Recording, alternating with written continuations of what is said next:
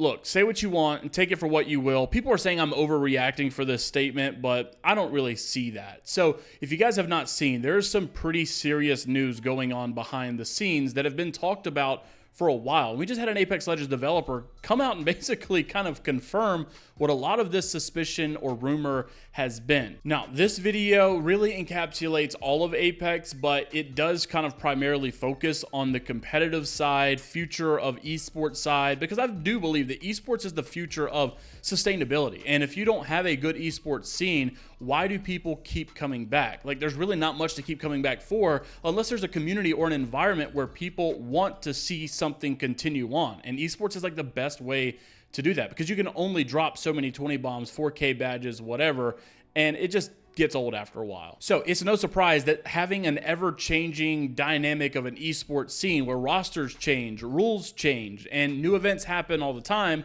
that's really a massive way to keep the community engaged and basically build their gaming life around your game. And we've had some serious concern about Apex Legends with that in particular. So if you guys don't remember, months ago, an Apex Legends professional player and streamer known as Sweet Dreams had made his retirement announcement saying he was stepping away from Apex, not playing competitively any longer, and that there were some serious concerns behind closed doors because EA had actually cut off the funding to a lot of these teams and organizations, like your big teams, TSM, Alliance, and Falcons, whatever. All of these guys had some sort of, hands in their pockets from EA, where EA was helping them pay rosters. And it was a little bit easier because players were demanding more, and it helped supply the funds needed to help the scene thrive. But unfortunately, EA has now cut that off, and they've made a lot of cutbacks in general, even so much to the point that leakers were saying that they were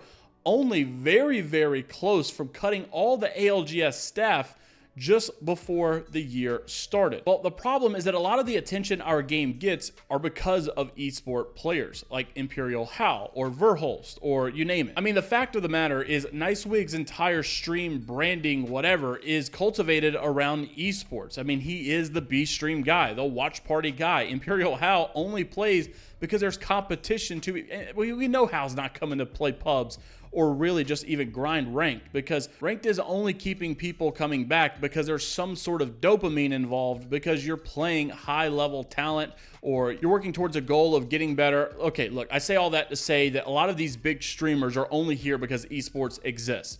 Well, this is where things get concerning. Sweet Dreams makes this announcement months ago, and then he also says that he's heard that maybe ALGS is not even going to be a thing after this year. EA seems to be like parting ways with this idea and not wanting to do or provide this esports avenue anymore. And instead, it looks like maybe a third party could possibly pick it up, maybe like an ESL, Faceit, Blast, whatever. I don't know, but it looks like maybe someone else besides EA is going to have to baby this thing. Thankfully, there is still the World Cup where you can have some sort of recognition with massive prize pools that way, but that's a whole drama scheme in itself, which is for another video, and you can go watch our ALGS channel if you want to see more on that. However, here's what I really wanted to get to. A lot of introduction, sorry about that, but here's where things get a little shaky.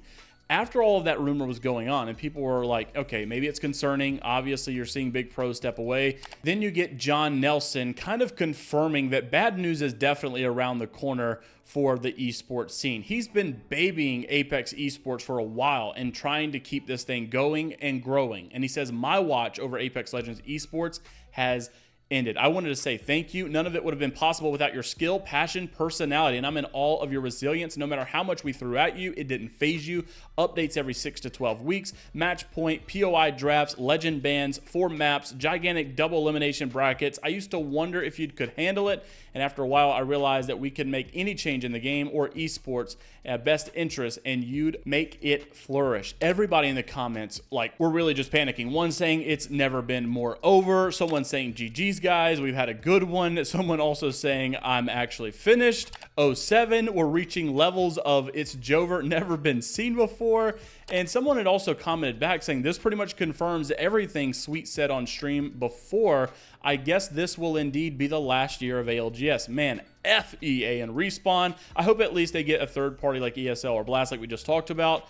But man, this really is worrisome. Where is the future of this game going? I know this is an esports side conversation, but I would be lying to you if I did not think that esports had a massive impact on the relativity of the game in the casual scene. If there are no streamers that casual players watch or scroll on TikTok, then their interest in the game is probably less because they're seeing less of that game. When a game has an esports scene, you have really big personalities, and those big personalities bring the game up high enough that you can have subpar personalities where people aren't necessarily massive, but they're big enough to make a living or make some money off of by providing content of that game. And when you wipe out the top dog where everybody wants to be, that highest level world championship, world star status, whatever, then it subconsciously takes everybody on the lower ground down as well, to the point where the game just starts to really suffer. And it doesn't help that this game has not been able to find its ranked identity for a very long time. They tried introducing the new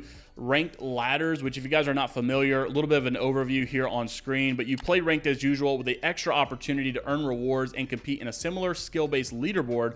You're automatically enrolled once a ranked ladder begins and assigned to a personal leaderboard with 100 participants. You play 10 placement matches to begin your leaderboard climb, and you compete with or without a squad, but crossplay must be enabled to participate. And you would think that, you know, seeing your name on a leaderboard would drive you to take it a little bit more serious or be a little bit happier with it. His Watson does not seem to agree. Obviously a big time streamer who plays a lot of ranked, saying the new ranked ladder is a net negative for Apex Legends, and its design philosophy is incredibly harmful for the future of the game. Now, to bring some positive side of this video, Apex player base has been going up a little bit since this season began, because if you don't remember, the last year or so has been just straight up torture as an Apex fan. And finally, it seemed like they were bringing patches and mid changes throughout the season and balance updates where people were happy, saying the game was fun again. They add the new season and it seems to be going in a better direction.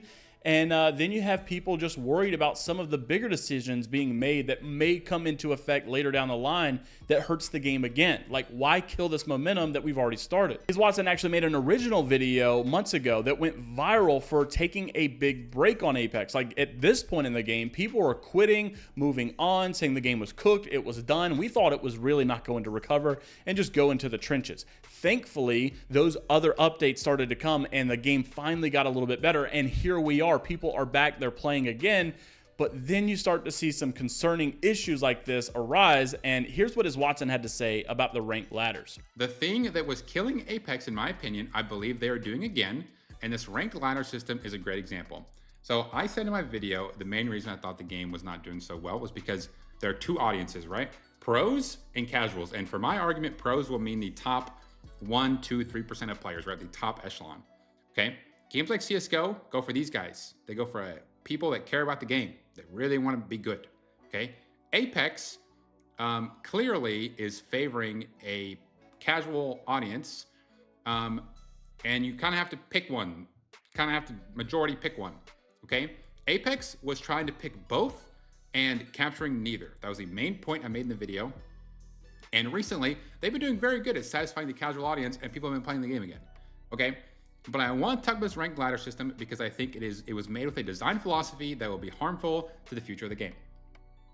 Okay, so that out of the way, I think this is bad. They've been doing a good job, but I think they're having a huge hiccup here, and I want to talk about it. So when it comes to all of these conversations, I'm interested to see what you have to say down in the comments below. Like and subscribe if you want to stay up to date with what's going on in the scene. I know this is probably not a very popular video, probably going to get some hate for it, but just being truthful, this is what I honestly think when I'm seeing this in the scene. And until the next time, we'll see you all later.